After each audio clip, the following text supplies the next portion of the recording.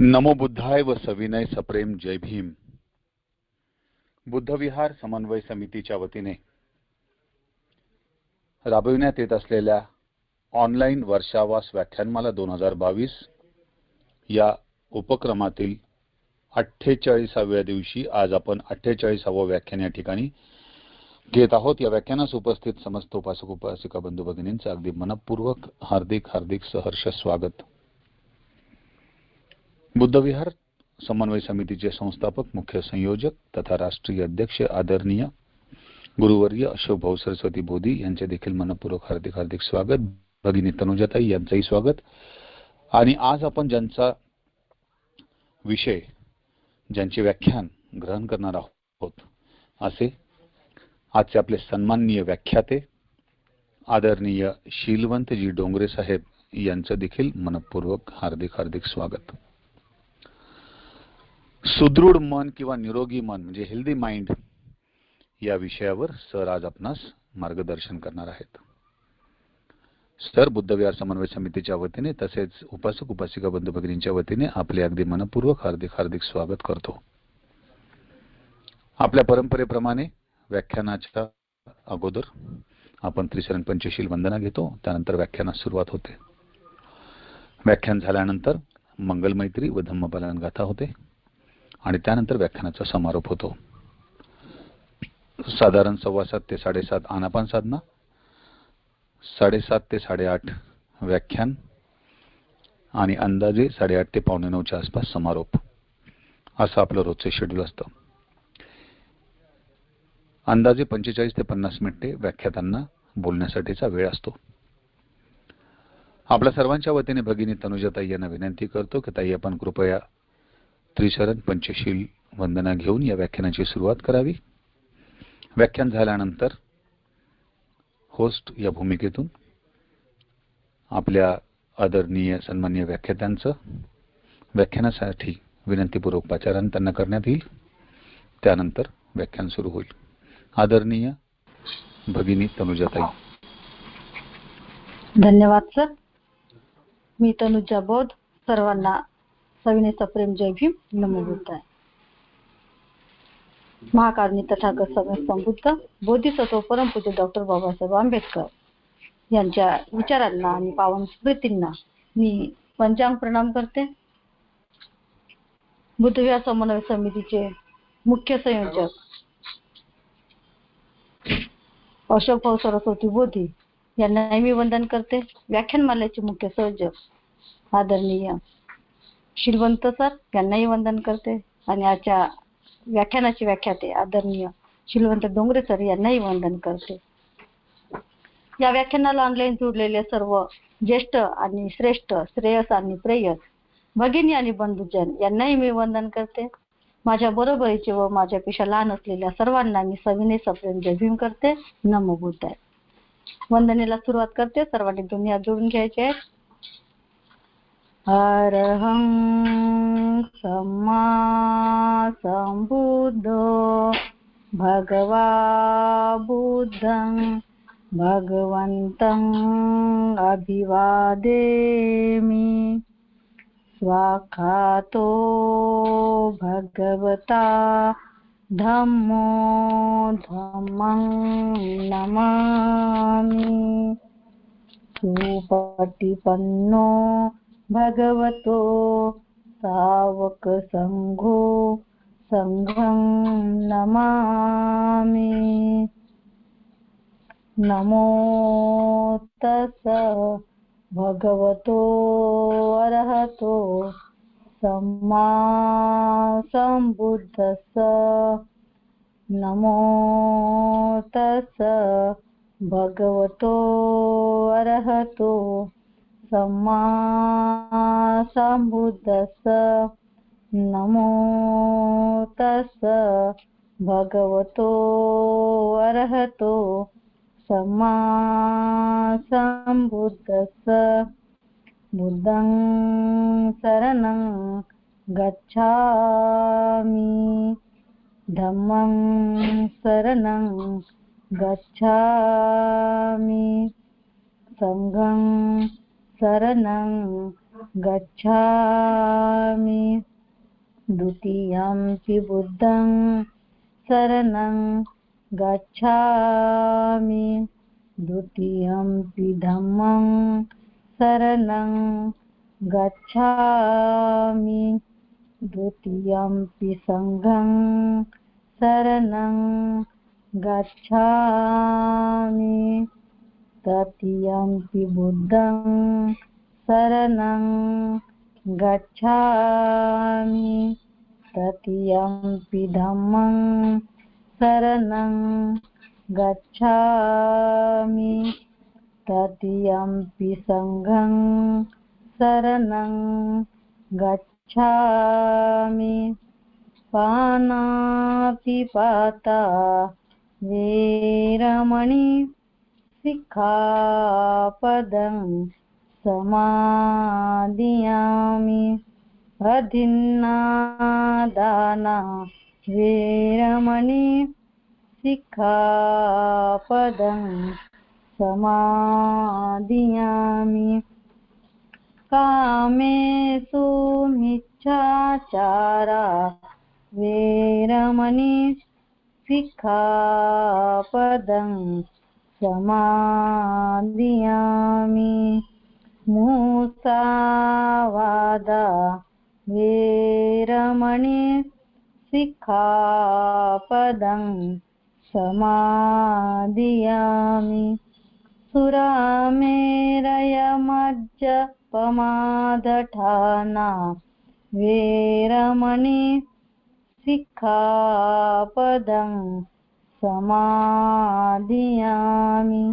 साधु साधु साधु EMI धम्मानुधम्म पटिपत्य बुद्धं पूजेमि EMI धम्मानुधम्म पटिपत्य धम्मं पूजेमि EMI धम्मानुधम्म पटिपत्य संघं पूजेमि. सर्वांना मैत्रीपूर्ण जय भीम. नमो बुद्धाय. बुद्धविहार समन्वय समितीच्या वतीने आणि ऑनलाईन जुळलेल्या सर्वांच्या वतीने आदरणीय शीलवंत डोंगरे सरांना मी स्वागत करून त्यांना याचना करते की त्यांनी आपल्या व्याख्यानाला सुरुवात करावी. धन्यवाद ताई.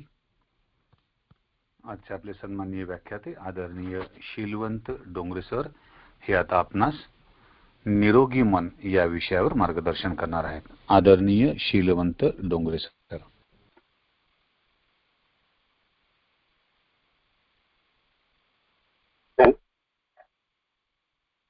हाँ सर. ठीक है. Yes sir. हाँ.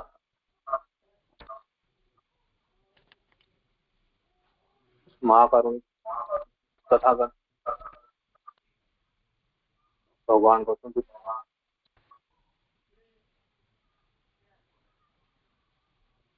भारत रत्न विश्वरत्न डॉक्टर बाबासाहेब आंबेडकर बुद्धविहार समन्वय समितीचे मुख्य संयोजक अशोक सरस्वती बोधी भाऊ यांना त्रिवार वंदन. या समितीचे दररोज चालवत असलेले व्याख्यान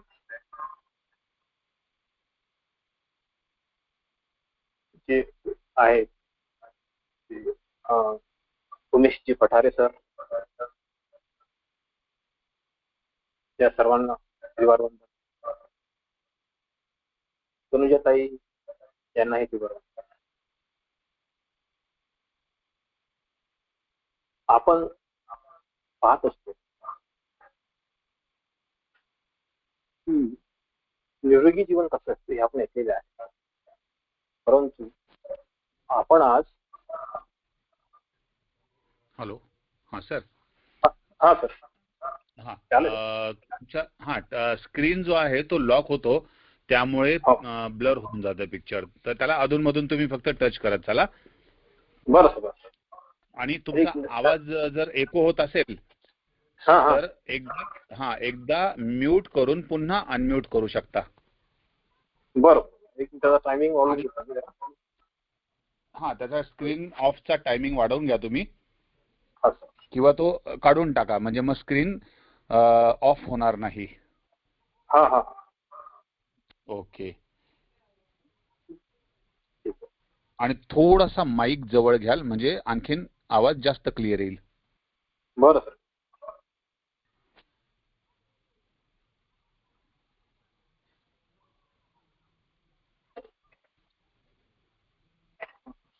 ठीक आहे सर. अगदी बरोबर सर, धन्यवाद. Okay sir.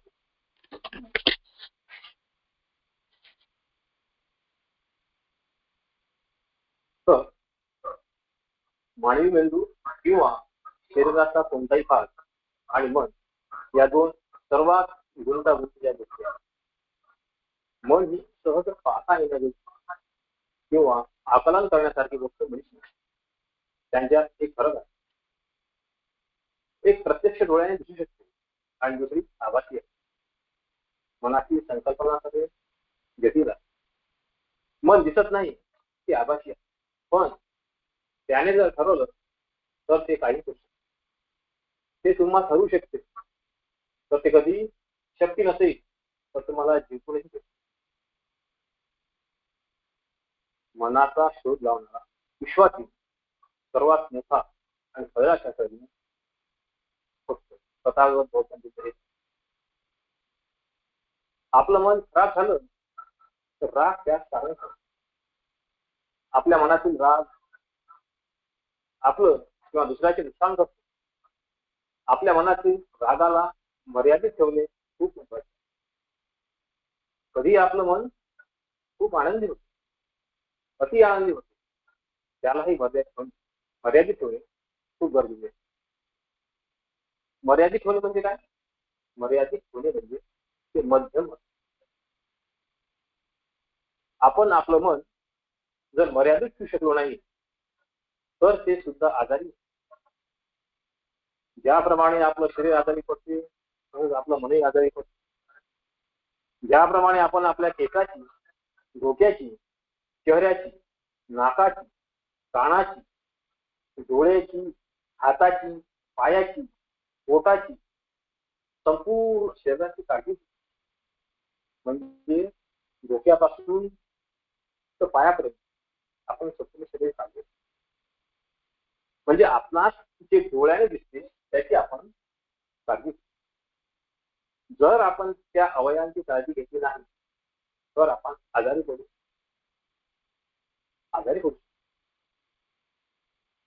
आपण आजारी पडलो तर आपण काही करू शकतो. आपली कुठली काम करू शकत, आपली कोणतीही काम करण्याची तयारी नाही. अस्वस्थपणे वेदना होतात, विचार करण्याची गती थांबते. आपण कोणते काम जास्त प्रमाणात करू शकत, जास्त प्रमाणात करू शकत नाही. कुठलीही कामगिरी चांगल्या प्रकारे करू शकत आणि त्यामुळे आपलं मन, त्यामुळे आपलं आरोग्य आपण गमावतो. आरोग्य गमावून बसतो म्हणजे काय?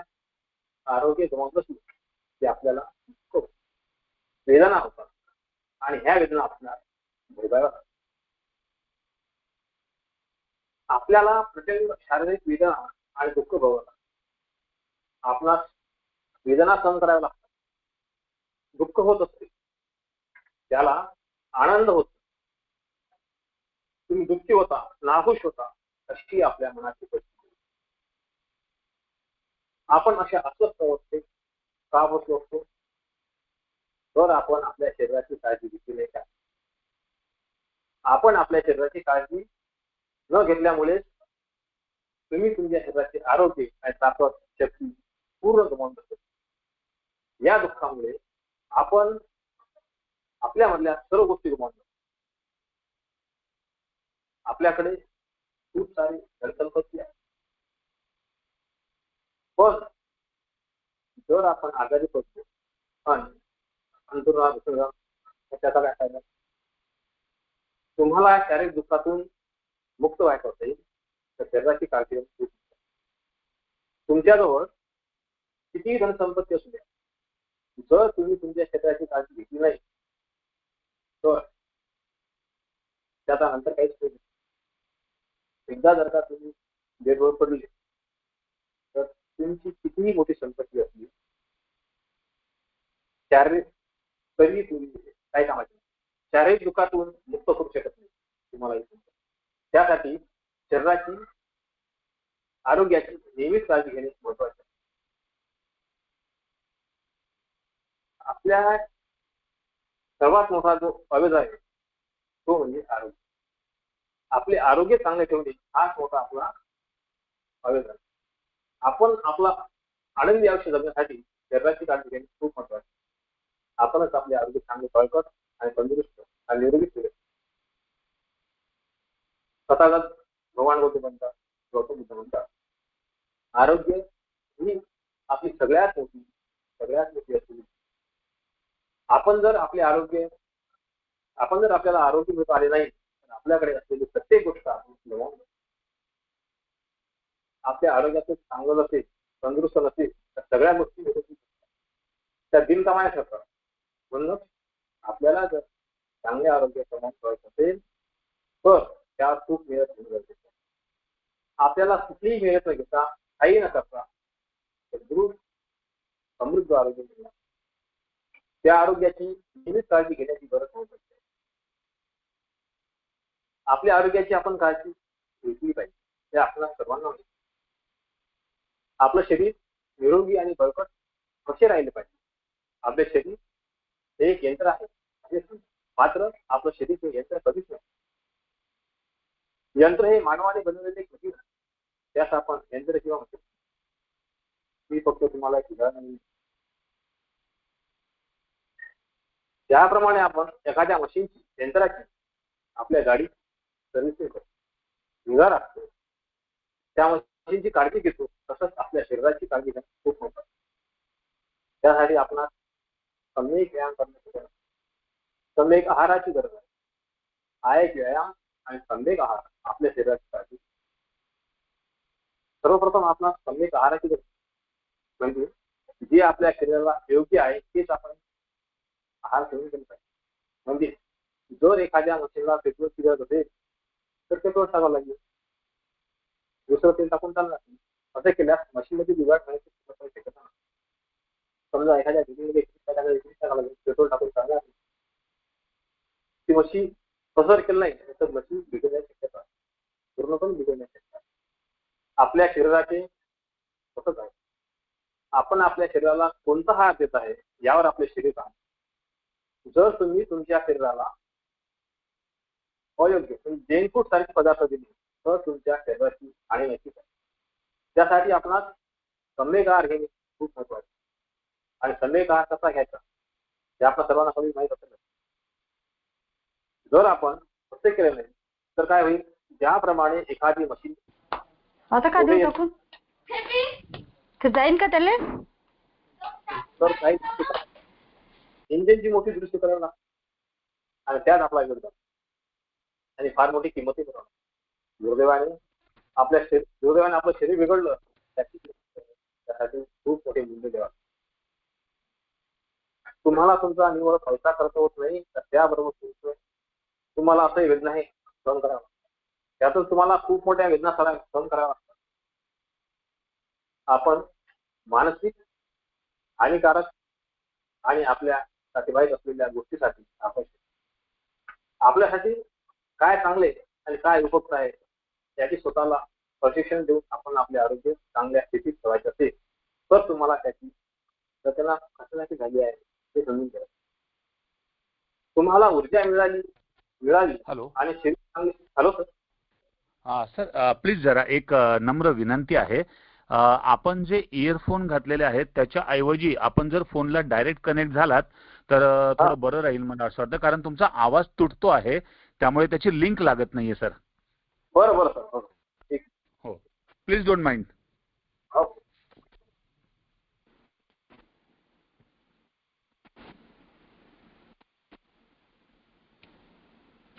Hello hello hello. येते सर तुम्हाला नाही आहे ना. हा, तुम्ही आता तो स्पीकर आयकॉन क्लिक करा. हां सर येते सर येते. माझा आवाज तुम्हाला येतो येतंय सर? सर? हा, येत आहे सर. हां, ओके. थोडासा मोबाईल आणखीन जवळ घ्या सर. ठीक आहे. हां, मोबाईल जवळ घ्या, म्हणजे मग मोबाईलचा आवाज आणि तुमचा आवाज डायरेक्ट त्या माईकच्या जवळ तुम्ही असलात ना, तर मग आवाज क्लिअर येईल सर.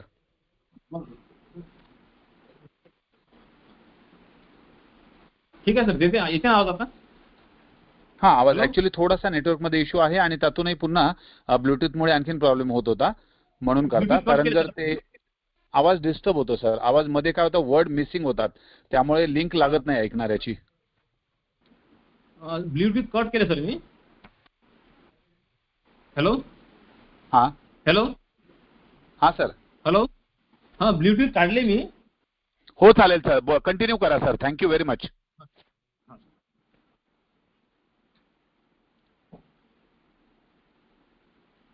तर आपण आलो होतो की आपल्याला आरोग्यासाठी परीक्षण घेणे सुद्धा महत्वाचे आहे. समजून घेणे महत्वाचे.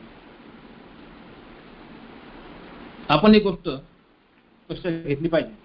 ज्यावेळेस तुम्ही तुमच्या शरीराला योग्य नसलेल्या गोष्टी खाण्यास देता, त्यावेळेस तुमच्या शरीराच्या पचन संस्थेची रचना त्याच्यासाठी तयार करण्यात आलेली नसल्याने त्या गोष्टी तुमच्याकडे असलेल्या ऊर्जेचा ऱ्हास करतात आणि तुम्हाला त्रास देतात. येतो सर आवाज? सर आवाज येत आहे का? हो सर, येतो आहे. Please continue. आपण घेत असलेला उत्कृष्ट पोषक आरोग्यदायी भोजन आपल्या शरीराला गरज असलेल्या ऊर्जेचा पुरवठा करतो. आपण जर आरोग्यदायी उत्कृष्ट असे भोजन घेतले तर ते आपल्याला जेवढी ऊर्जेची गरज असते ती गरज पूर्ण करते. आणि आपण सम्यक व्यायाम केला तर आपल्या स्नायू निरोगी आणि बळकट बनतात. तेव्हा आपल्याला आराम आणि दिलासा मिळतो. ज्यावेळी आपले शरीर आरामदायक, निरोगी, भक्कम ऊर्जा संपन्न स्थित असेल त्यावेळेस आपण अनेक कामे झपाट्याने करू शकतो. आपण आळशी राहत नाही. मानवी शरीर हे ऊर्जा निर्मितीचे केंद्रच आहे. ज्याच्याकडे उत्तम आणि चांगली शक्ती आहे तो अनेक मोठमोठ्या जड वस्तू सुद्धा एका हाताने उचलू शकतो. म्हणूनच मानव हा मानवी शरीर हे ऊर्जा निर्मितीचे केंद्र आहे. असो, समजा तुम्ही अशा अनेक वाईट गोष्टीपासून तुम्ही दूर राहिला, कोणतीही वाईट गोष्ट केली नाही, शरीराचे पोषक द्रव्य आहे तो आहार घेतला, जो समतोल असतो तो आहार घेतला आणि शारीरिक व्यायाम सुद्धा केला तर तुमचं शरीर आरामदायक, निरोगी, ऊर्जापूर्ण, सदृढ बनू शकेल? नक्कीच नाही. समजा तुम्ही तुमच्या पोषण आहारासाठी वेळ खर्च केला, पैसा खर्च केला, तरीही तुम्ही आजारी पडू शकत नाही, असं होते का? नाही होऊ शकत. का नाही होऊ शकत? तुम्हाला आजारी पाडणाऱ्या पासून कोणीही थांबू शकत नाही. ज्या क्षणाला तुम्ही आजारी पडता, आजारी होता, त्या क्षणापासून आरामदायक गोष्टीपासून तुम्ही मुक्त होता. ह्या ज्या विश्व आरामाच्या गोष्टी आहेत ह्या तुमच्यापासून दूर जातात. आजारी पडण्याचे एक कारण असू शकत नाही. आजारी पडण्याची अनेक कारणे आहेत. अनेक कारणे असू शकतात. आपण काही प्रमाणात आंबट खाल्ले, थोडंसं जास्त झालं की खोकला, सर्दी होईल, पाणी थंड पिलं तर घसा खराब होईल, आपण जास्त उन्हात फिरलो तर ऊन लागेल. अशा अनेक प्रकारचे कारण आहेत. याही व्यतिरिक्त आपल्याजवळ काही जीवाणू विषाणू असतात. हे जीवाणू विषाणूमुळे सुद्धा आपण आजारी पडतो. हे जीवाणू जेवढे सूक्ष्म असतात एवढे सूक्ष्म असतात की सुईच्या टोकावरती अनेक असतात, 100 पेक्षा जास्त असू शकतात. आपल्याला ते दिसतही नाही. आपण त्यातील एखाद्या बॅक्टेरियाने आजारी पडत नाही. एखादा बॅक्टेरिया आपल्याला काहीच करू शकत नाही. तो एकटा सक्षम नसतोच. पण जर का हे खूप सारे बॅक्टेरिया एकत्र आलेत तर तुमच्यातील सर्व शक्ती शून्य करून टाकून तुम्हाला शक्तीहीन बनवतात. हे खूप महत्वाचं आहे. ते लक्षात घेणे खूप गरजेचं आहे. तुम्हाला सांगतो, एकत्रित आलेल्या लोकांकडे आणि त्या गटाकडे खूप मोठी शक्ती निर्माण होते. आणि हीच शक्ती आपण बुद्धविहार समन्वय समितीच्या माध्यमातून करायची आहे. ही आपली सम्यक शक्ती आहे. बुद्धविहार समन्वय समितीच्या माध्यमातून निर्माण होत असलेली शक्ती ही सम्यक शक्ती आहे. हे आपण लक्षात घेतलं पाहिजे. यासाठी आपल्या शरीराची कोणतीही हानी होऊ न देता तंदुरुस्त आणि बळकट असणे खूप गरजेचे आहे. तर आपण अनेक प्रकारे आजारी पडू शकतो. हवामानातील बदल, प्राणी, या सगळ्या गोष्टीपासून आपण आजारी पडू शकतो. आपण आपल्याला आजारी पडणाऱ्या ह्या ज्या विषाणू आहेत त्याचा नायनाट केला पाहिजे. पुढचा महत्वाचा मुद्दा असा आहे, आपण आपल्या शरीराची अनेक प्रकारे काळजी घेतली तरी आपल्या आरोग्यावर विपरीत परिणाम करणारी अत्यंत महत्वाची गोष्ट आहे. आपण या भागाची काळजी घेतली नाही तर शरीराची तुम्ही कितीही काळजी घेतली तरी तुमचे कितीही शरीर चांगले असले तरी ते काम करणार. उदाहरणार्थ, आपण आपल्या शरीराच्या एखाद्या भागाकडे दुर्लक्ष केले, आपण त्याकडे व्यवस्थित लक्ष देऊ शकलो नाही, त्याची काळजी घेऊ शकलो नाही, आपण त्या शरीराच्या भागामध्ये काळजीपूर्वक पाहू शकलो नाही आणि त्या भागाचे आपण योग्य प्रकारे पोषण करता आले नाही किंवा त्या भागाचा आपण व्यायाम करण्याची काळजी घेतली नाही तर त्या भागाकडे तुमचं जास्त लक्ष जातं. शरीराचा हाच भाग जास्त प्रमाणात तुमचं लक्ष ओतून घेतो, कारण तिथे त्या भागाला खूप मोठी जखम झालेली आहे. अशा प्रकारे जखम झालेली असते की त्यावेळी तो भाग जन्म मृत्यूचा प्रश्न ठरतो. शरीराचा हा भाग बरेच लोकांना माहीत असेल. खरं तर शरीराचा हा भाग अत्यंत आणि खूप महत्वाचा आहे, सगळ्यात महत्वाचा आहे असे म्हटले तरी चालेल. शरीराचा हा भाग शरीराच्या अगदी वर बसलेला आहे. आपला मेंदू हा शरीराच्या अगदी वर बसलेला आहे. तो सगळं शरीराला कंट्रोल करतो. मेंदू हे असे हार्डवेअर आहे जे तुमच्या मनाला जागा पुरवत असते. मनाचे सॉफ्टवेअर चालवण्यासाठी मेंदूच त्याला जागा पुरवत असतो. मानवी मेंदूला अतिशय महत्व आहे. इतर कोणत्याही मेंदूला एवढं महत्व नाही जे मानवाच्या मेंदूला आहे. तथागत भगवान बुद्धाने आपल्या अभिधम्म खिडकात सांगितले आहे. अभिधम्मानुसार मनाचे म्हणजे चित्ताचे 89 प्रकारामध्ये विभाजन केलेले आहे. अभिधम्मानुसार चित्ताचे किंवा मनाचे 4 प्रकार आहेत: कामावचर, रूपावचर, अरूपावचर आणि लोकोत्तर. चित्ताचे 4 प्रकार आहेत: कुशल चित्त, अकुशल चित्त, विकाप चित्त. Hello sir. सर सॉरी, तुम्हाला पुन्हा डिस्टर्ब करतो आहे. ऍक्च्युली तुमचा विषय अतिशय चांगला चालू आहे, विषय खूप महत्वाचा आहे, उपयुक्त आहे, परंतु चॅटबॉक्स मध्ये सूचना येत आहेत की आवाज क्लिअर नाहीये. याला सर 2च पर्याय आता आहे. एक तर मोबाईल तुम्हाला खूप जवळ घ्यावा लागेल तुमच्या चेहऱ्याच्या, जेणेकरून आवाज थोडा क्लिअर येऊ शकतो, किंवा मग तुम्हाला व्हिडिओ बंद करून फक्त ऑडिओ वरती काम करावं लागेल सर. या 2 पैकी जे ऑप्शन बेटर आहे ते तुम्ही घेऊ शकता. व्हिडिओ बंद करून पाहू का? व्हिडिओ बंद करून ऑडिओ क्लिअर येईल सर, कारण की ज्यावेळेस व्हिडिओचा प्रॉब्लेम येतो, आवाजाचा येतो, त्यावेळेस व्हिडिओ डिस्टर्बिंग असतो. तुमच्याकडे ऍक्च्युली रेंजचा थोडासा इश्यू आहे, त्यामुळे जर तुम्ही व्हिडिओ बंद ठेवलात तर मग ऑडिओ चांगला क्लिअर येईल sir. Okay okay sir. Thank you sir. Sorry to disturb you. Okay sir.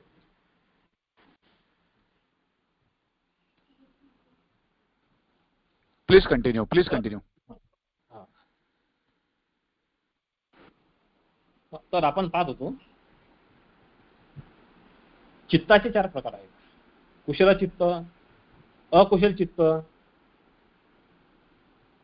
विपाक चित्त आणि क्रिया चित्त. यामध्ये कामावचर 54 प्रकारचे आहेत, रूपावचर 15 प्रकाराचे आहेत, अरूपावचर 12 प्रकाराचे आहेत, लोकोत्तर 8 प्रकाराचे आहेत. कुशल चित्त हे 21 प्रकारात आहे, अकुशल चित्त हे 12 प्रकारामध्ये आहे, विपाक चित्त हे 36 प्रकारामध्ये आहे आणि क्रिया चित्त हे 20 प्रकारामध्ये. असे एकूण 89 भाग या चित्ताचे आहेत. आणि हे 89 प्रकारचे चित्त 121 प्रकारात विभागले आहेत. एवढ्या मोठ्या प्रकारातून आपल्या मनाला जावे लागते. याआधी आपण स्नायूंच्या शक्तीविषयी बोललो आहे. हे आपल्या लक्षात आले असेलच. मन मज्जासंस्थेविषयी आणि मेंदूची ताकद वापरून त्यांना शक्ती मिळते. तर ज्यावेळी मेंदूला व्यायाम मिळतो, योग्य प्रकारे पोषण केले जाते, त्यावेळी मेंदूला किती मोठ्या प्रमाणात ताकद मिळेल, आपण किती प्रमाणात शक्तीची निर्मिती करतो आणि ते साठवून ठेवतो, हे प्रत्येक व्यक्तीवर अवलंबून असते. ते आपलं मन हे शक्ती प्राप्त करू शकते. आपलं मन अधिक चांगल्या प्रकारे विकसित झालं असेल तर कुठलीही गोष्ट आपणास अशक्य नसते. त्यामुळे तुमच्याकडे इतकी शक्ती येते, जिला आपण मानसिक शक्ती किंवा अदृश्य शक्ती असे म्हणतो.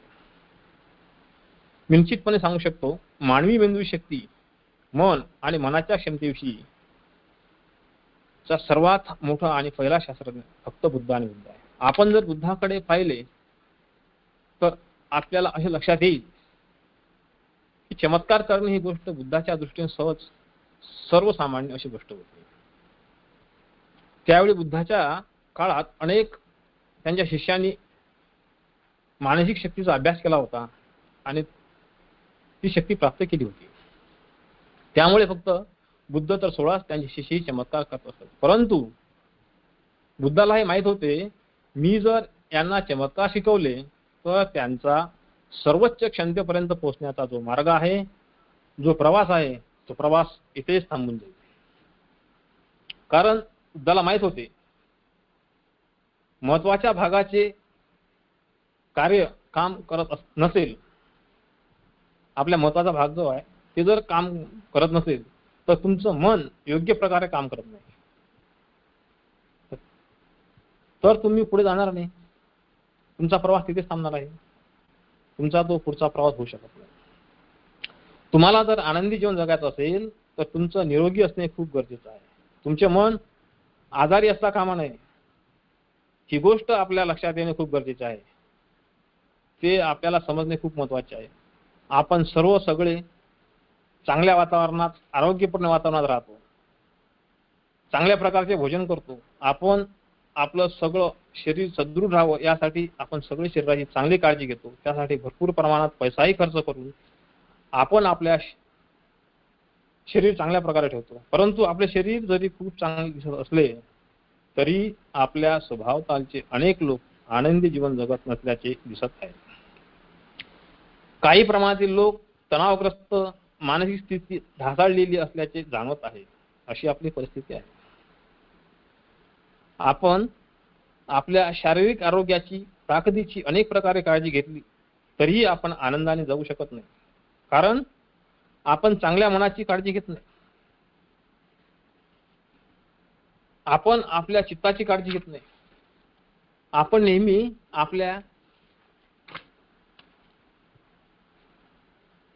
आपल्या कोणत्या भागाकडे लक्ष देतो, जे आपल्याला दिसते, जे आपलं लक्ष वेधून घेते. म्हणजे काय, माझा पाय दुखत आहे, माझा हात दुखत आहे, माझं हे दुखतंय, माझं ते दुखतंय, याकडे आपलं लक्ष असते. आपण या दिसणाऱ्या भागाकडे पाहत राहतो. जी दिसते त्याची आपण काळजी घेतो. जे दिसतं त्याची आपण काळजी घेतो. परंतु जे आभासी आहे, जे अदृश्य आहे, त्याची आपण काळजी घेत नाही. आपण आपल्या मनाचा दवाखाना कधीच करत नाही, कारण आपल्याला ते दिसत नाही. मन पाहणे किंवा ते जाणून घेणे ही काही सहज सोपी गोष्ट नाही, मुळीच नाही. बऱ्याच लोकांना मनाची निगा कशी राखावी हे माहीत आहे, परंतु बऱ्याच लोकांना ते अद्यापही माहीत नाही. काय हरकत नाही. त्याकरता मी पहिल्यांदा आपल्या शरीराविषयी बोललो. जे आपणास दिसते, ज्याची मला जाणीव होते, तुम्हाला त्याच्याविषयी माहीत आहे. आपण जर शरीराला उत्तम आहार दिला, सकस आहार दिला, पोषक आहार दिला, योग्य असा व्यायाम केला तर आपले शरीर निरोगी राहते. जर आपण असे नाही केले तर शरीर निरोगी राहणार नाही. हे आपल्या सर्वांना माहीत आहे. पण जे आपल्याला दिसत नाही त्याचीही निगा राखली पाहिजे. आता तुमच्या लक्षात आले असेलच की आपण आपल्या मनाची निगा राखली पाहिजे. आपल्या मनाची काळजी घेतली पाहिजे आणि त्याची निगा राखणे खूप महत्त्वाचे आहे. तुम्ही तुमच्या त्या भागाची जर काळजी नाही घेतली तर तुम्ही कधीही आरोग्यपूर्ण आनंदी आयुष्य घालू शकणार नाही. आपल्याजवळ कितीही चांगले आरोग्य, संपत्ती, सत्ता आणि आयुष्यात भरपूर ऐशोआराम देण्यात येणाऱ्या अशा गोष्टी असल्या तरी तुमच्या मनात असूया निर्माण झाली, काळजी वाटत असली, दुःख असेल आणि तुम्ही अशा प्रकारच्या कुठल्याही वाईट मनस्थितीत असलात तर त्या क्षणी तुम्हाला प्रचंड दुःखाचा, नाखुशीचा आणि वेदनांचा अनुभव येईल, आल्याशिवाय राहणारच नाही. म्हणून त्रस्त आरोग्य हरवलेले मन तुम्हाला प्रचंड दुःख देतं. मग ती व्यक्ती कितीही मोठी, सगळ्यात आरोग्यपूर्ण, श्रीमंत, सामर्थ्यशाली, प्रसिद्ध असली तरीही, सगळ्या शक्तिमान असली तरीही या बाबतीत तेच घडेल. जरी तुम्ही शारीरिक आरोग्याची प्राप्ती करून घेतली असेल, तुमच्याकडे इच्छा असलेली सोयीची ऐशोआरामाची प्रत्येक गोष्ट तुमच्याकडे असेल, पण तुमच्याजवळ सदृढ निरोगी मन नसेल तर तुम्ही आनंदाने, शांततेने जगू शकत नाही. मन निरोगी आणि सुदृढ असणे खूप महत्त्वाचे आहे. आपले मन हे कॉम्प्युटरच्या प्रोग्राम प्रमाणे असते. जशी आपण आपल्या कॉम्प्युटरला कमांड देऊ, आपल्या प्रोग्रामला तशा प्रकारे ते काम करते. त्याचप्रमाणे आपल्या मनाला ज्याप्रमाणे आपण तयार करतो तसेच प्रकारचे आयुष्य आपण जगत असतो. तथागत भगवान बुद्धाने आपणास हे सांगितलेले आहे, सर्व गोष्टीचे मूळ मन आहे, मनच आहे. मनाची अवस्थाच आपल्याला सुखाची, आनंदीपणाची किंवा दुःखाची अनुभूती देत असते. ते मनच घ्यायला लागते. आपल्या मनात काय चालू आहे? आपल्या मनात विचार असतात, आपल्या मनात विचार आहेत. आपले हेच विचार आपल्याला सर्व गोष्टीकडे नेतात. आपण आपल्या शरीरापेक्षा आणि भौतिक गोष्टीच्या संपादनापेक्षाही आपल्या मनाकडे आपण जास्त लक्ष पुरवले पाहिजे. आपल्याकडे काय आहे याने काही फरक पडत नाही. आपल्याकडे सगळ्या भौतिक सुखाच्या वस्तू असतील, संपत्ती असेल, पण आपलं मन जर नकारात्मक, कुजलेले, प्रदूषित, आजारी असेल तर या सगळ्या गोष्टी शून्य आहेत. कारण तुम्ही यशस्वीपणे आनंदी जीवन जगू शकत नाही. पण तुमच्या जवळ जर का चांगले, निरोगी, सदृढ, विशुद्ध, आरोग्यपूर्ण मन असेल तर अगदी तुमच्याजवळ कोणतीही संपत्ती नसेल, पैसा नसेल, तरीही तुम्ही आनंदाने, शांततेने आपले आयुष्य जगू शकता. आता आपण आपलं स्वच्छ आणि निरोगी सदृढ मन कसे असते हे पाहू. हे पाहण्याचा आपण प्रयत्न करू. या स्वच्छ आणि निरोगी सदृढ मनाचे काय गुणधर्म आहेत हे बघण्याचा आपण प्रयत्न करू. तर निरोगी मन हे शांत असते, निरोगी मन हे चमकदार असते, निरोगी मन हे तजेलदार असते. हे मन आनंदी असते, हे मन खूप सदृढ असते, निरोगी असते, हे मन खूप सुखी असते, हे मन स्पष्टता दर्शवते. यामुळे आपण स्पष्ट आणि तर्कशुद्ध विचार करू शकतो. त्यामुळे निरोगी मनाजवळ काळजी आणि दुसऱ्याचा विचार करण्याची क्षमता असते. निरोगी मनाजवळ दयाळूपणा असते, निरोगी मनाजवळ करुणा असते. हे सर्व नैसर्गिकपणे बाहेर येत असते. इतरांच्या आनंदाने आणि दुःखाचे या निरोगी मनाला समजत असते. इतर लोकांचे चांगले असेल तर या निरोगी मनाला आनंद होतो. इतरांच्या चांगल्या कामगिरीमुळे आणि कर्तबगारीमुळे त्याला अतिशय आनंदी आणि उत्साही होतो. हे मन सहजासहजी विचलित होत नाही, ते स्थिर असते, स्थितप्रज्ञ असते. आता मला सांगा, आपल्यापैकी किती जणांना तुमच्या मनात हे लक्षण निर्माण होत असल्याचे आढळते? बऱ्याच लोकांना वाटत असेल. ज्यांना ज्यांना हे लक्षण दिसत असतील त्यांनी थोडं काळजीपूर्वक वागलं पाहिजे. आतापर्यंत आपण जे ऐकलं ते सगळं आजारी म्हणतो. पण आता मी जे तुम्हाला सांगणार आहे ते आजारी म्हणतो. आता याच्या उलट म्हणजे आपलं मन आजारी कसं असते याची लक्षणे काय आहेत ते आपण पाहिलं.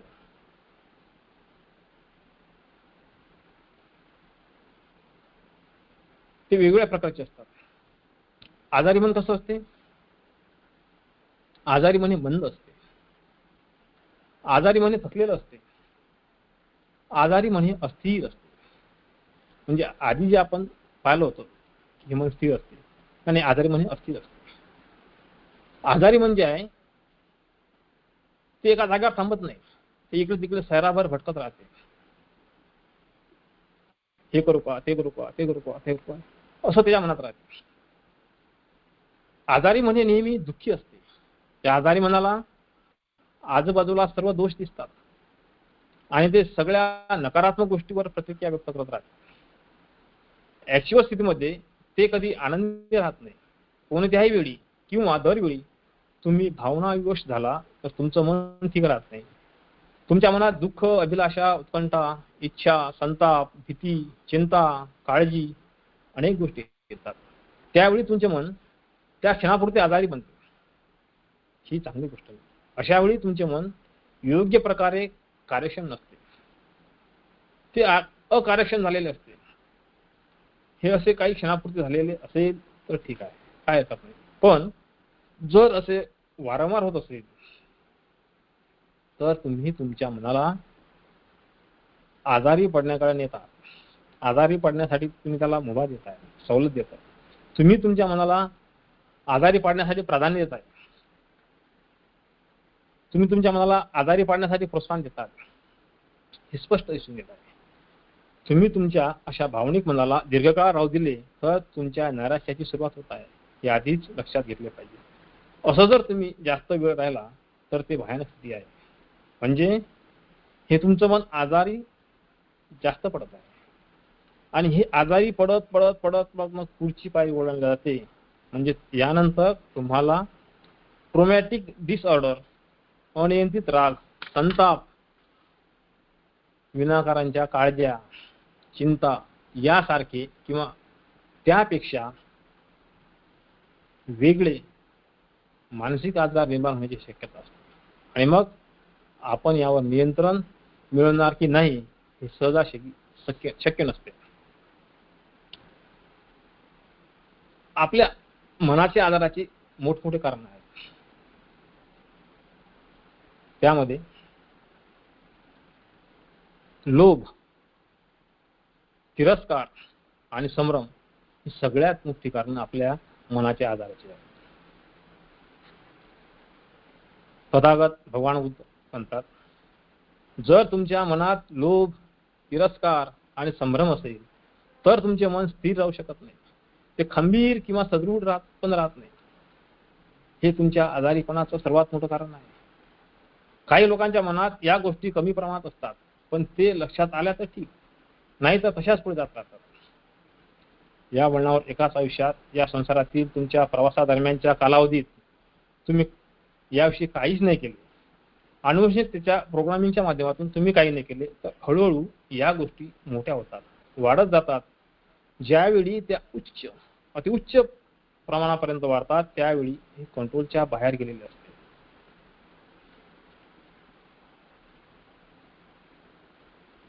त्यांना, अशा लोकांना दुसऱ्या कोणताही पर्याय उरत नाही. मग काय करायचं? योग्य त्या दवाखान्यात म्हणजेच मनोरुग्णालयात दाखल करावं लागते. म्हणून तुमच्या मनाची अगदी तातडीने काळजी घेणे फार महत्वाचे असते. म्हणून मन निरोगी कसे ठेवले पाहिजे? शरीराप्रमाणे मनानेही खराब गोष्टीचे पोषण करणे टाळले पाहिजे. आणि आपण आपल्या मनालाही सुदृढ, खंबीर, समृद्ध, शांत बनवण्यासाठी पोषक आहार आणि व्यायाम केला पाहिजे. आपल्या मनाला तो दिलाच पाहिजे. आणि आपल्या मनाला आजारी पाडणारे जे विषाणू आहेत आणि इतर प्रकारच्या विषाणूजन्य गोष्टी आहेत त्यापासून मनाचे संरक्षण केलेच पाहिजे. त्यासाठी आपणाला काही पथ्ये पाडायचे असतात. आपल्या मनाला निरोगी ठेवण्यासाठी पथ्ये पाडणे गरजेचे आहे. आपल्या सुदृढ ठेवण्यासाठी ते पाडणे गरजेचे आहे. आपणा जर एखादा शारीरिक आजार झाला तर डॉक्टर आपल्याला ते पथ्ये पाडण्यास सांगते. तसेच आपण आपल्या मनाचे पोषण करताना आपणही पथ्ये पाडले पाहिजे. म्हणजेच कोणत्या प्रकारचा पथ्य आहे तो? अहितकारक विचार, वाईट गोष्टीचे विचार टाळलेच पाहिजे. नकारात्मक आणि अनारोग्यपूर्ण, नैतिकदृष्ट्या अहितकारक विचार टाळलेच पाहिजे. असे हे जे विचार आहेत त्या विचारांना तथागत बुद्धाने 3 प्रकारामध्ये विभागले आहे. ते कोणते आहेत? तुमच्या ज्ञानेंद्रियांना आनंद देणारा इंद्रिय सुखाचा किंवा विषयसक्ततेसारखा कोणताही विचार, दृष्ट बुद्धीचा कोणताही विचार आणि पूर्वपणाचा कोणताही विचार, हे विचार तुम्ही टाळले पाहिजे असे बुद्धाने आपणास सांगितले आहे. ते काय असतात? त्यांना अहितकारक, अनारोग्यपूर्ण असे का म्हटले आहे? कारण हे अनारोग्यपूर्ण विचार सगळ्या अहितकारक भावनांकडे घेऊन जातात आणि अशा भावनांमुळे आपणास अस्वस्थपणा आणि नाखुशी किंवा दुःख जाणू लागते आणि आपण भावनाविवश होतो.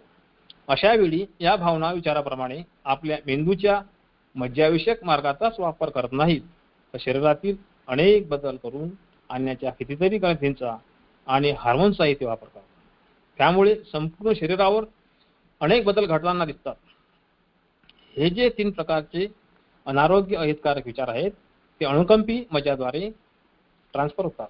अनुकंप हे अनुकंपी मार्गाद्वारे ट्रान्सफर होतात. म्हणजेच अनुकंपी मार्ग हे आपल्या जगण्यासाठी असणाऱ्या महत्त्वाच्या हार्मोन्सशी जुळलेले असतात. त्यामुळे आपल्या संवेदना खूपच वरच्या पातळीवर पोहोचतात आणि आपले स्नायू तणावग्रस्त होतात. ज्यावेळेस आपल्या मनस्थितीत आणि भावनेत बदल होतो त्यावेळी आपल्या शरीरात डोक्यापासून ते पायापर्यंत आणि त्वचेपासून ते हाडापर्यंत अनेक प्रकारचे परिणाम होतात. आपल्या भावनेनुसार आणि आपल्या शरीरात अनेक प्रकारचे विविध बदल होईल. ते बदल कसे असतात मी तुम्हाला सांगतो.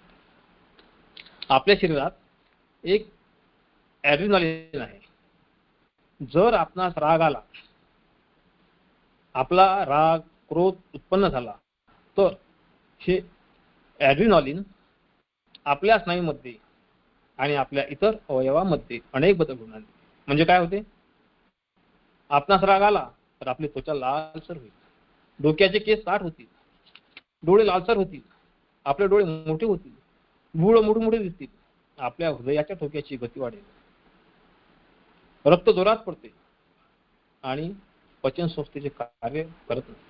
कारण ते तिला पुरवले जाणारे रक्त इतर आवश्यक क्षेत्राला जाते आणि स्नायूंना पुरवण्यास मुभा देते. अशा अनेक प्रकारे बदल अवयवात घडून येत असल्याने आणि आपले शरीर तणावग्रस्त बनते आणि यातूनच आपणास अस्वस्थपणा जाणवतो. हे असे अनेक गोष्टीमुळे आणि आपल्या मेंदूत असणाऱ्या मनस्थितीच्या रसायनात होणाऱ्या बदलामुळे होते. यामुळे अतिशय दुःख वाटू लागते. परिणामी शारीरिक आणि मानसिक दुःख होते. महात्मा तथागत भगवान गौतम बुद्धाने जे आपणास 4 आर्य सत्य सांगितले आहेत तेच ते. महात्मा बुद्ध या दुःखाबद्दलच बोलले होते. ते कोणते दुःख आर्य सत्य आहेत? दुःख, दुःखाचे कारण, दुःख निरोध, दुःख निरोधाचा मार्ग. म्हणजे काय? दुःख असल्याचे जाणवणे दुःखाचे कारण शोधणे. कारण शोधल्यानंतर त्या दुःखाचा नाश करणे, त्या दुःखाची समूळ उच्चाटन करणे, दुःखाचा निरोध करणे आणि या दुःखातून आपण बाहेर पडणे. ही 4 प्रकारचे आर्य सत्य बुद्धांनी आपण सांगितले आहेत. जेव्हा तुम्ही अहितकारक निरर्थक विचारांचा म्हणजे आपण ज्यांना मन दूषित करणारे प्रदूषकच म्हणून, जेव्हा तुम्ही या प्रदूषकांना स्वीकारता, ऍक्सेप्ट करता, ही घातक बॅक्टेरिया विषाणू सूक्ष्मजीवाणूंना म्हणजेच भावनांना तयार करते आणि ही भावनांची वाढ होऊ देत नाही. आपल्या शरीरातील अवयवांची हानी करते. आपल्या शरीरात मध्ये मुख्य प्रकारचे 5 हानिकारक सूक्ष्मजंतू असतात असे बुद्ध म्हणतात. तर इंद्रिय सुखाची इष्ट इच्छा, तिरस्कार, नैराश्य, मानसिक आळस, चिंता, काळजी आणि तर्कनिष्ठ विचार आणि भावना यांच्यातील रस्सीखेचातून जे निर्माण होते ते सूक्ष्मजंतू असतात. हे आपल्या आयक्यूचा आणि बुद्ध्यांकाचा विकास थांबवतात. हेच भावना कारणीभूत आहे. पण आपल्यातील जी विद्वत्ता असते ते आपल्या काय चालले आहे हे समजून घेते. आपल्यातील विद्वत्तेमुळेच आपण सत्य गोष्टी पाहतो. सत्य गोष्टी पाहण्यासाठी निरंतर आपण जागृत राहतो. एखादी गोष्ट आपल्याला समजून घ्यायची असेल, जेव्हा ते आपल्याला शक्य नसते त्यावेळेस आपण त्या अस्तित्वातच नसतो, खरे स्वरूपात असतो. म्हणजे गोष्टी बदलतात परंतु त्या अस्थिर असतात आणि अस्थिर असल्यामुळे सुरक्षित नसतात. म्हणजेच आपल्याला दुःखाचा अनुभव येतो आणि जेव्हा हे अस्थिर असतात त्यावेळेस आपल्याला खरा आनंद मिळत नाही. तिथे फक्त संघर्ष आणि दुःखच असते. असं कशामुळे होते? तर आपल्याकडे विद्वत्ता नसल्याने. रूप, वेदना, सन्न, संकर, विनन्न या 5 गोष्टी कशा काम करतात हे जेव्हा आपण पाहतो त्यावेळी आपल्या लक्षात आले असेल की आपण जो विचार करतो तो आतापर्यंत सर्व बाहेरच्या जगात आहोत. सगळं जग आपण बाहेरचं जग पाहत होतो. मानवाने बनवलेले जग, मानवीय जगात विचार करत होतो. आपण आपल्या स्वतःच्या मनाच्या माध्यमातून आपण जगाची निर्मिती करतो. हे समजल्यानंतर व्यक्तीला फक्त वस्तूंची रिक्त रिकामे पोकळ स्वरूपच समजत नाही, तर तिला स्वाभाविकपणे या सगळ्या गोष्टी समजून येतात. या सगळ्या काल्पनिकता आणि आपले जग निर्माण करण्याची प्रक्रिया समजते. जेव्हा आपण निसर्गाचे खरे गुणधर्म पाहतो त्यावेळी आपण वास्तवाविषयी जागृत होतो. ह्या गोष्टी जेव्हा आपणास कळायला सुरुवात होते त्याच वेळी दुःख नष्ट होते. दुःखाचा नाश पावतो म्हणजेच दुःख नष्ट झाले, दुःखाचा नाश झाला. दुःखाचा नाश झाला म्हणजे आपणास आनंद झाला. म्हणून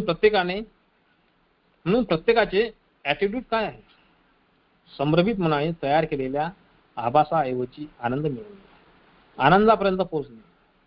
सत्व म्हणून ओळखल्या जाणाऱ्या प्रकारची कुठलीही गोष्ट अस्तित्वात असते हे समजून घेणे. जेव्हा तुम्ही तुमच्यातील संभ्रम नष्ट करता तेव्हा तुम्ही अस्तित्वाच्या स्वप्नातून जागे होता किंवा बाहेर येता. आणि या स्वप्नातून जागी झालो म्हणजे तुम्ही किती, आणि या स्वप्नातून जागी होतो म्हणजे तुम्ही कधीही अस्तित्वातच नव्हते, नुसते एक दिवसच नव्हते. तिथे काय होते? तिथे फक्त आपल्या पंच इंद्रियासह आपले भौतिक शरीर होते आणि तुम्ही अनुभवले अनुभव तयार केलेले होते हे समजले. या आकलनातून तुम्हाला मुक्ती सापडेल. कोणती मुक्ती सापडेल? संभ्रम, लोभ, तिरस्कार यातून जे दुःख होते हे या आकलनातून त्यास मुक्त करते. आणि आपणास जर या आकलनापर्यंत पोहोचायचे असेल तर आपण पोषक आहार आणि व्यायाम करूनच आपल्याला पोहोचता येते. म्हणून या मनाला सदृढ बनवण्याची गरज असते. जेव्हा आपल्या मनाला अहितकारक निरर्थक गोष्टीपासून आणि प्रदूषणापासून स्वतःला उच्च करण्याची शक्ती प्राप्ती होईल तेव्हा अशा प्रदूषकातून आपलं मन मुक्त असते. त्यावेळी ते स्वच्छ, शुद्ध आणि निर्मळ असते. ही बुद्धिमत्ता चंद्र आणि सूर्याच्या तेजापेक्षाही जास्त तेजस्वी असते. यात कुठलीही तीळमात्र शंका नाही. हे जर आपणाला समजले असेल तर आपण आपले मनाचे पोषण करण्यासाठीचा आणि जास्तीत जास्त सदृढ करण्याचा विचार केला पाहिजे. फक्त या मनाला सुदृढ बळकट बनवण्याचे खाद्य आहे ते कोणते आहे, कोणता आहे? ते आहे विचारांचे खाद्य. कोणते विचार? सकारात्मक आणि अर्थपूर्ण विचार मनाला सुदृढ बनवतो, अधिक तेजस्वी बनवतो. सकारात्मक आणि अर्थपूर्ण विचार हे काय आहेत? तथागत भगवान गौतम बुद्धाने या विचाराचे 3 प्रकारांमध्ये विभागणी केली आहे. त्याग, ज्ञानेंद्रियांना खुश करणाऱ्या गोष्टी सोडून दे, प्रेमळ आणि दयाळूपणाचा विचार करणे, आणि तिसरा आहे अनुकंपतेचा विचार. असे हे 3 प्रकारचे विचार तथागत भगवान बुद्धाने आपणास दिले आहेत. हे जे 3 विचार आहेत, हे 3 विचार पूर्वी सांगितलेल्या विचारापेक्षा अगदी उलट आहेत. आणि म्हणून सदृढ निरोगी मन बळकट ठेवायचे असेल तर प्रत्येक वेळी क्षणोक्षणी अशा हितकारक गोष्टीचे पोषण केले पाहिजे. त्यामुळे तुमचं मन जास्त काळ सुदृढ राहील, समृद्ध राहील, निरोगी राहील. आणि निरोगी मन तुम्हाला शांती आणि आरामदायी आनंद निर्माण करून देतो.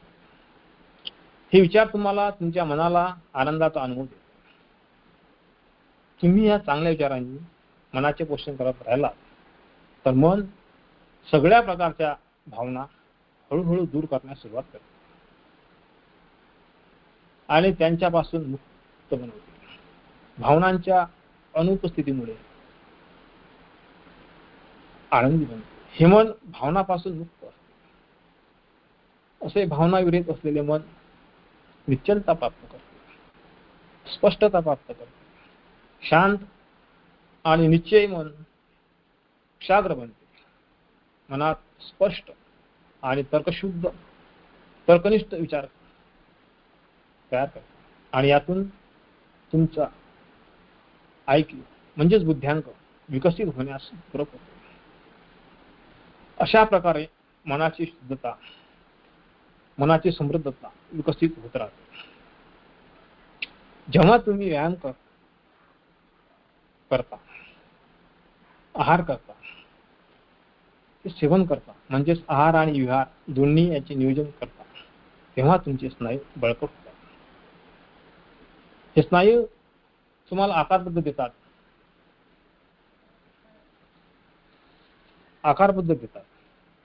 मेंदूच्या स्नायूने व्यायामाची गरज असते, म्हणजेच मनाचा व्यायाम करण्याची गरज असते. मनाचा व्यायाम करून आपण मेंदूची शक्ती वाढवू शकतो. आता मनाचा व्यायाम करण्यासाठी आपल्याला कुठे जावं लागेल? ज्याप्रमाणे आपल्याला शरीराचा व्यायाम करण्यासाठी एखाद्या जिम मध्ये जाण्याची गरज असते, एखाद्या व्यायामशाळेत जाण्याची गरज असते, आखाड्यात जाण्याची गरज असते, त्याप्रमाणे आपल्याला आपल्या मनाचा व्यायाम करण्यासाठी कुठे जावं लागेल? तर ध्यान केंद्रात जाण्याची गरज आहे. ध्यान केंद्रात जाऊन आपण ध्यान केलं तर मनाचा व्यायाम होतो. मन एकाग्र करून आपण आपल्या मनाची एकाग्रता वाढवून आपल्या मनाचा कुशाग्र बनवू शकतो, मन शक्तिशाली बनवू शकतो.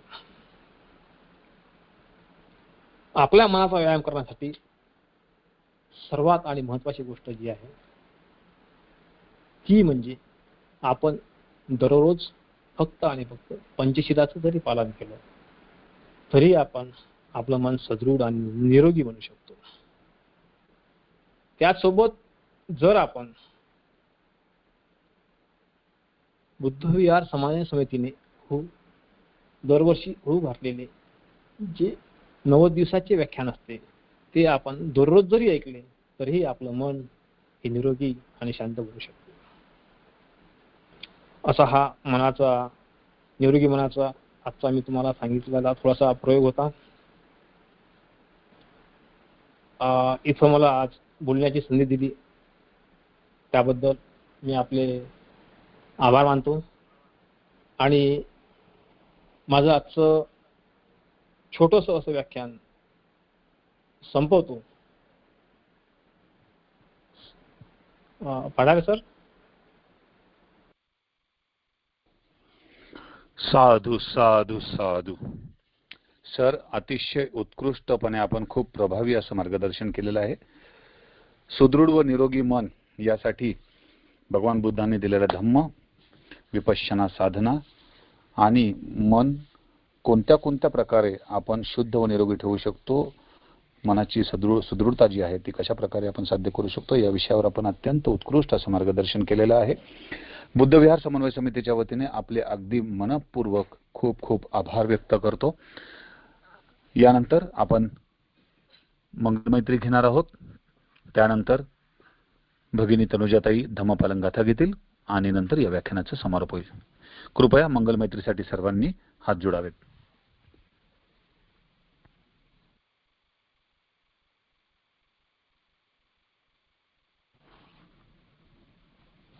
सबका मंगल सबका मंगल हो,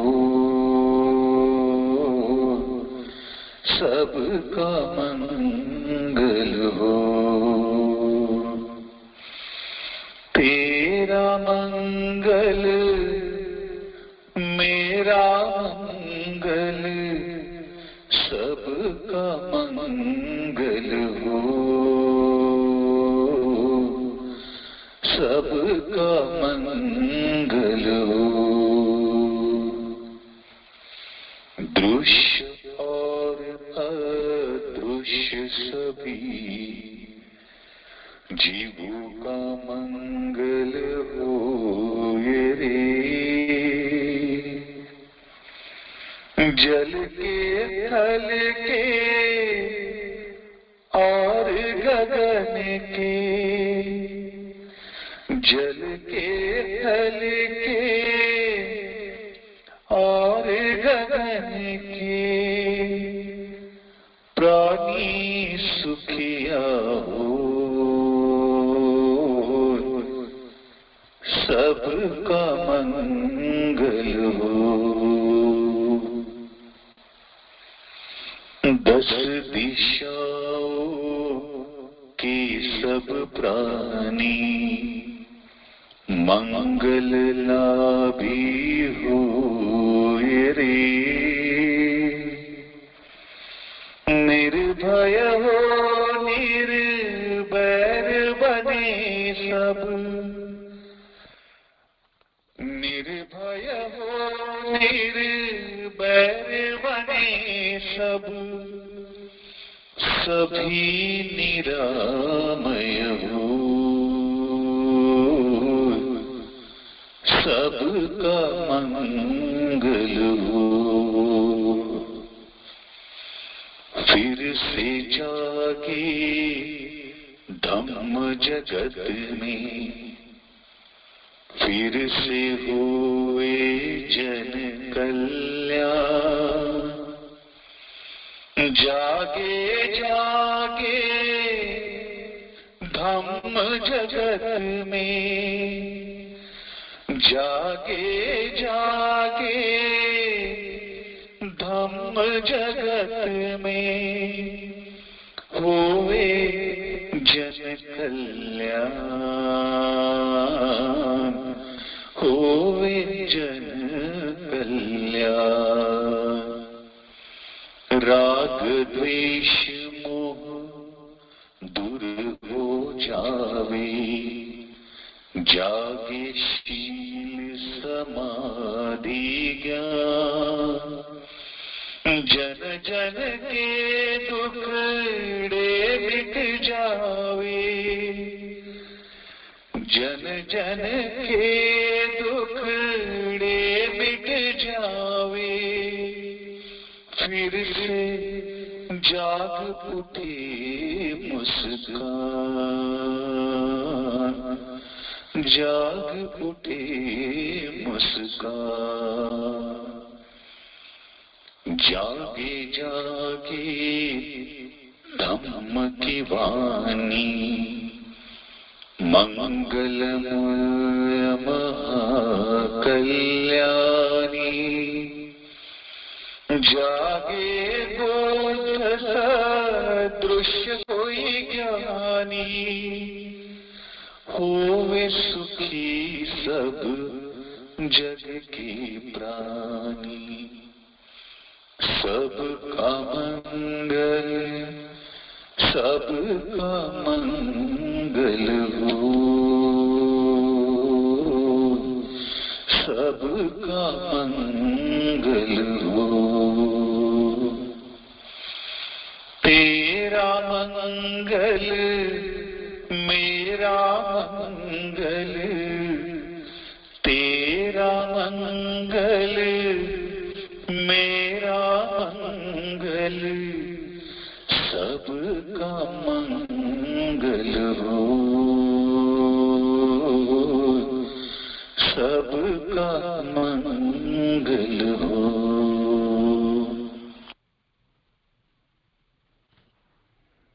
मंगल मैत्री झालेली आहे. आता आपण धम्मपालन गाथा घेणार आहोत. धन्यवाद सर. सब पाप सकरणं कुशल उपसंपदा सचित्त परियोदपनं एतं बुद्धान शासनं धम्मं चरे सुचरितं नतं तुच्चरितं चरे धम्मचारी सुखं सेति अस्मिन् लोके परमिक न तावता धम्मधरो यावता बहुभासति योच पंपि सुत्वानं धम्मं कायेन पश्यति सर्वे धम्मधरो होन्ति यो धम्मं न पमाचति नास्ति मे शरणं अयं बुद्धो मे शरणं वरं एतेन सच्चवज्जेन होतु मे जयमङ्गलं नास्ति मे शरणं अयं धम्मो मे शरणं वरं एतेन सच्चवज्जेन होतु मे जयमङ्गलं नास्ति मे शरणं अयं संघो मे शरणं वरं एतेन सच्चवज्जेन होतु मे जयमङ्गलं साधु साधु साधु इमाय धम्मानुधम्म पटिपत्तिया बुद्धं पूजेमि इमाय धम्मानुधम्म पटिपत्तिया धम्मं पूजेमि इमाय धम्मानुधम्म पटिपत्तिया संघं पूजेमि. सर्वांना मैत्रीपूर्ण जय भीम. नमो बुद्धाय. काही सूचना असतील तर आदरणीय शिलवंत सर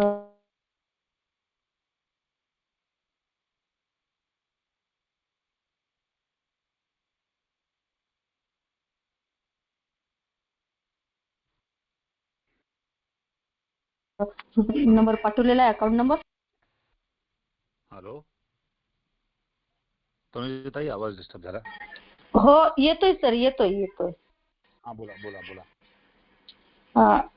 तुम्ही जे सांगितलेलं होतं भंतेजीला आपल्याला काही आर्थिक दान करायचं आहे. Yes, yes. हो हो हो. तर त्यासाठी काही काहींनी जे पाठवलेलं आहे आणि ज्यांना ज्यांना आणखी द्यायचं असेल त्यांनी सुद्धा धम्मदान करावं अशी मी बुद्धविहार समन्वय समितीच्या वतीने सर्वांना याचना करते. आपली दान पारमिता. व्याख्यान सुरू होताना मी जी नावं वाचून दाखवली होती मी पुन्हा एकदा वाचून दाखवतो. अमित हो. झोडपे, हेमलता सातपुते, राजू पगारे, विशाखा आनंद सावरकर, अशोक पंडागळे, अमित संग्राळे या सदस्यांचे 1850 रुपये आपल्याकडे जमा झालेले आहेत. त्या व्यतिरिक्त ज्या सदस्यांनी मदत जाहीर केली आहे त्यांचे देखील आज उद्यामध्ये पैसे येऊन जातील. ते योगदान जे आहे ते आज मिळेल. त्यामध्ये अनिताताई अहिरे, तनुजाताई झिलपे, स्नेहलता मोरे, सुधा जनबंधू आणि प्रकाश दोंदे यांची नाव यांचे पण येतील. ज्यांनी जाहीर केले, ज्यांनी प्रत्यक्ष दिले त्या सर्वच उपासक उपासिका बंधू भगिनींचे अगदी मनापासून खूप खूप धन्यवाद व्यक्त करतो. हा ताई बोला. आणखी ज्यांना कोणाला द्यायचे असतील त्यांनी सुद्धा ते अकाउंट नंबर सरांनी सेंड केलेला आहे. त्या नंबरवर आपण आपलं धम्मदान करून आपली दान पारमिता पूर्ण करावी अशी मी बुद्धविहार समन्वय समितीच्या वतीने याचना करते. आणि ज्यांनी ज्यांनी धम्मदान केलेलं आहे त्यांना बुद्धविहार समन्वय समितीच्या वतीने त्यांचे आभार मानते. सर्वांना मैत्रीपूर्ण जय भीम करते. नमो बुद्धाय. धन्यवाद धन्यवाद. आजचे आपले सन्माननीय व्याख्याते आदरणीय शीलवंत डोंगरे साहेब यांचे मनपूर्वक धन्यवाद व्यक्त करतो. त्याचप्रमाणे भगिनी तनुजाताई यांचे आभार व्यक्त करतो. आणि आजच्या व्याख्यानासाठी जोडलेले जवळपास 68-69 जे आपले उपासक उपासिका बंधू भगिनी आहेत त्या सर्वांचे देखील अगदी मनापासून धन्यवाद व्यक्त करतो. आजचं व्याख्यान या ठिकाणी संपलं असं जाहीर करतो. उद्या 7:15 वाजता आनापान साधना करण्यासाठी आणि 7:30 वाजता नियोजित व्याख्यानासाठी आपण सर्वांनी कृपया वेळात वेळ काढून अवश्य उपस्थित राहावे. आपल्यासोबत आपल्या स्नेहीजनांना देखील या व्याख्यानमालेस उपस्थित राहण्यासाठी आग्रहाने विनंती करावी असं प्रकारचं आवाहन या ठिकाणी करतो. थांबतो. सर एक सूचना आहे. परत एक सूचना आहे. काही जे उपासक जुडतात त्यांना आवाज क्लिअर येत नाही किंवा ते जॉईन होऊ शकत नाही आपल्या व्याख्यानमालेला. अशा तक्रारी आहेत माझ्याकडे आलेल्या. म्हणजे व्याख्यानाला ओपन नाही होऊ शकत त्यांची व्याख्यानमाला लिंक. आणि काही जॉईन होतात तर त्यांना आवाज क्लिअर येत नाही. अच्छा. काय होतं ताई माहितीये का, आपण अनेक वेळा सांगितलं परंतु ते स्पीकर आयकॉन सुरू करत नाहीत. स्पीकर आयकॉन जर त्यांनी जर क्लिक केला नाही तर त्यांना आवाज येणार नाही.